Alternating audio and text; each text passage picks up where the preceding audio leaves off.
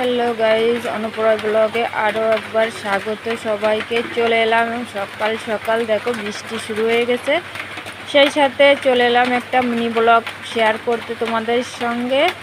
চলো তাহলে কি মিনি ব্লগ সেটা সাথে থাকো। দেখো সকাল সকাল বৃষ্টি এসছে, বৃষ্টির সময় মিষ্টি মিষ্টি মিনি ব্লগ নিয়ে চলে এলাম। দেখো ঘাটকলের ডাটা কেটে নিয়েছি, ওটা আমি ভাজি করব, তার জন্য কুচি কুচি করে কেটে নিয়েছি। আর এই যে আমি কই মাছ দিয়ে তিতো শাকের তরকারিটাও আমি রান্না প্রায় হয়েই গেছে। আর এই যে কই মাছটা আমি ভেজে রেখেছি।